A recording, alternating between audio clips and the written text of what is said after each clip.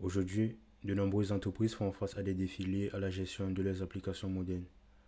Avec l'essor des microservices, des conteneurs et des architectures cloud natives, il devient essentiel de disposer d'une plateforme robuste pour orchestrer ces services de manière efficace. Google Kubernetes Engine, encore appelé GKE, est une solution managée par Google Cloud qui simplifie le déploiement, la gestion et la mise à l'échelle des applications containerisées grâce à Kubernetes. Dans cette vidéo, nous allons explorer comment utiliser GKE pour créer et gérer un cluster Kubernetes. Pour commencer, nous allons accéder à GKE depuis la console Google Cloud. Si vous n'avez pas encore de projet Google Cloud, vous devez en créer un. On va rechercher Kubernetes Engine dans la barre de recherche ou dans le menu de navigation.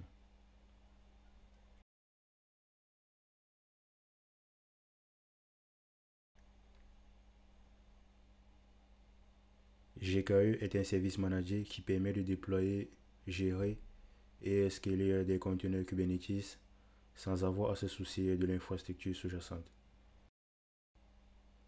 Il est idéal pour les équipes qui veulent se concentrer sur le développement d'applications plutôt que sur la gestion des serveurs. Nous allons maintenant créer un cluster Kubernetes. On va commencer par donner un nom à notre cluster.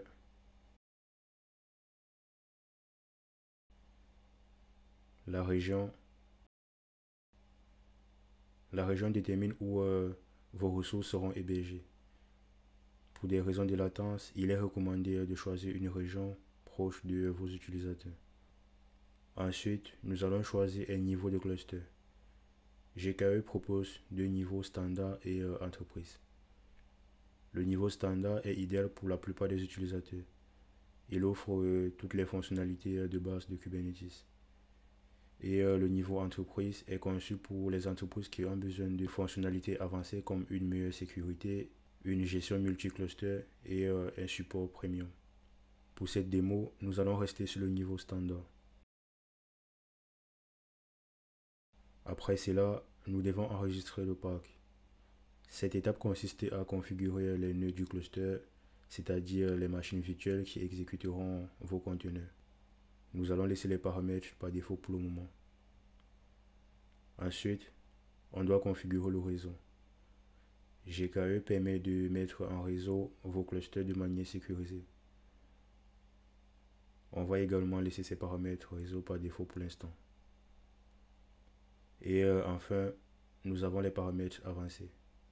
Ces paramètres permettent de configurer les options comme les politiques de sécurité, les quotas de ressources et les intégrations avec d'autres services Google Cloud. Nous allons les explorer plus tard.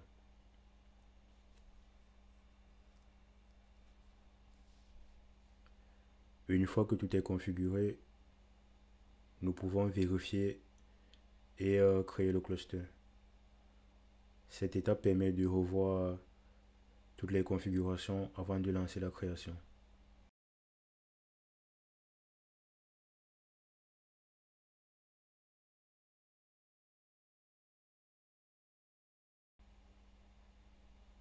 Le cluster a commencé à se déployer.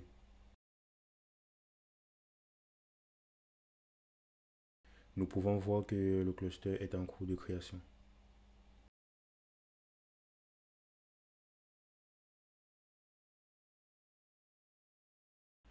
Une fois terminé, il apparaîtra dans la liste des clusters avec le statut actif.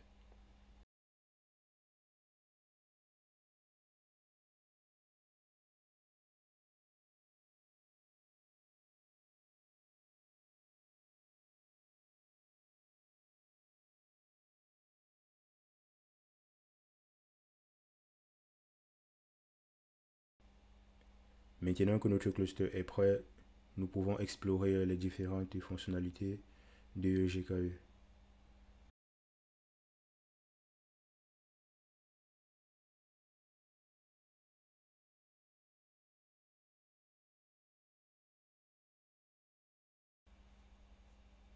Nous avons les charges de travail qui sont essentiellement les applications ou des services que vous souhaitez exécuter sur le cluster.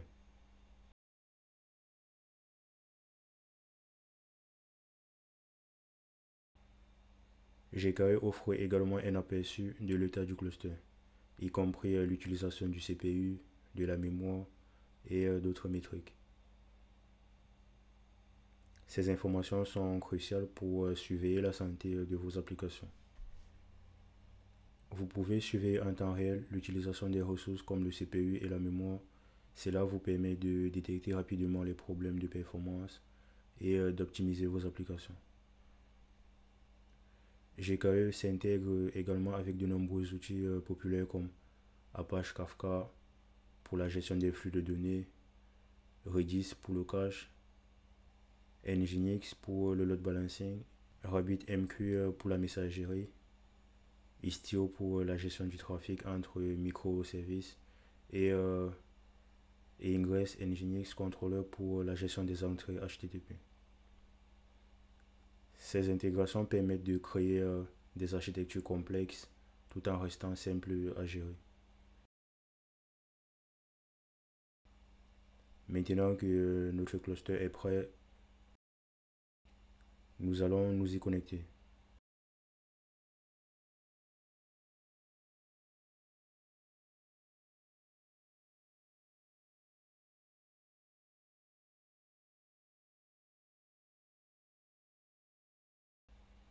Pour cela, on va utiliser la commande gcloud container cluster. Cette commande permet de configurer l'accès à la ligne de commande kubectl, qui est l'outil principal pour interagir avec Kubernetes. Nous allons exécuter cette commande directement dans Cloud Shell. C'est un terminal en ligne de commande fourni par Google Cloud. On va juste cliquer sur exécuter dans Cloud Shell et la commande sera automatiquement copiée et exécutée. On va autoriser l'accès. Cette autorisation permet à Cloud Shell d'accéder à votre cluster.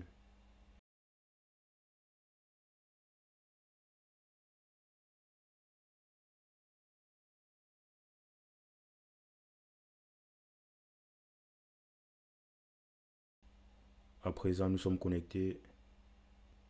On va exécuter une commande pour tester son fonctionnement.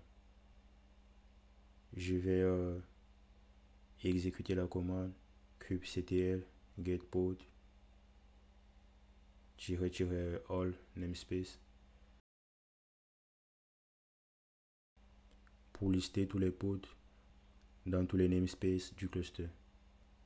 Cela nous donne une vue d'ensemble de ce qui est en cours d'exécution. Et voilà, nous avons créé un cluster GKE.